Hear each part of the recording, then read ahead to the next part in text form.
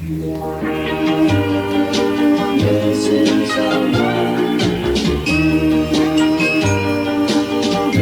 back, everyone. My name is Terrill Herrmann, and today is October 15th, 2020, and we're going to be doing the update on my remaining 2 fish tanks.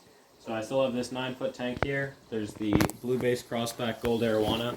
This video is mainly an update on him just because his colors and size have changed significantly since I posted my last video. The stingrays haven't changed too much. Slightly bigger, obviously, but their patterns are very similar to when I got them, so nothing too huge with them.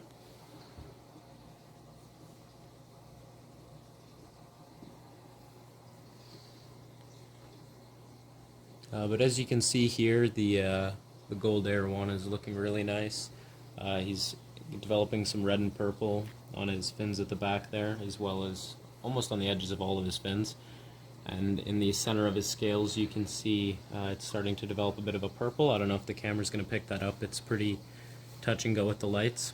But since he has a blue base crossback, I'm starting to see some of that darker blue and purple come out in his scales. So we can get a decent shot with the lighting. You can see it a bit there. Yeah, that picks it up a little bit. I do really like the pattern on this stingray. The other one looks pretty similar. This guy just has more dots on him. Has a whole bunch of tiny pearls, I guess, on the edges. As opposed to that guy has not as much dots. But it's hard to say. They'll get a fair bit bigger before I kind of have an idea of what their patterns are going to look like, but just as far as right now, I think that stingray looks a bit nicer. He's a bit bigger as well. So for this tank, this is the second of the 2 tanks I have set up. This is my 6-foot 180 gallon. So I've shown this tank off pretty much since I started the YouTube channel when I had my African cichlids in it. And this is kind of the biggest difference since I used to have the bass right there. I had them in the 72-gallon bow front. And I attempted to move the bass, the flagtail, and the silver dollars in with the Arowana.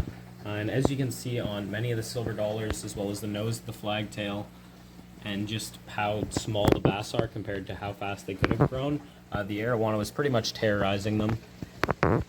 So I ended up just moving all of the fish, except for the Arowana and the stingrays, back into this tank.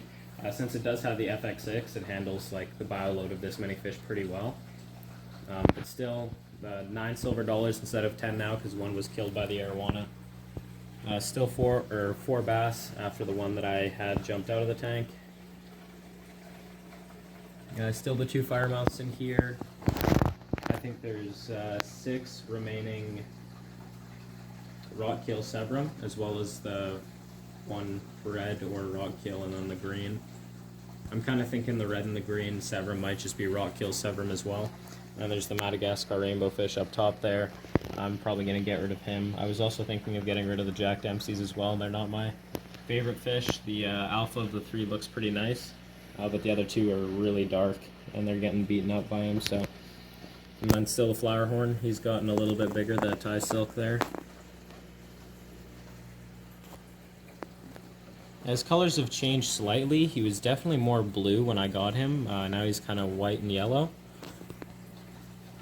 But it's hard to tell if he's getting any bigger just because of the size of the other fish in the tank.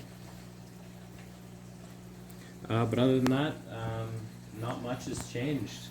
Just tried to put all the fish with the Arowana and had very little success with that. I tried putting wood in the tank, did a big water change and mixed everything up when I put all the fish in, but I think the silver dollars and the bass are ultimately too small. Like the bass were hiding under the wood almost the entire time, and the silver dollars, as you can see, of all the wounds on them, were pretty much just targets for him.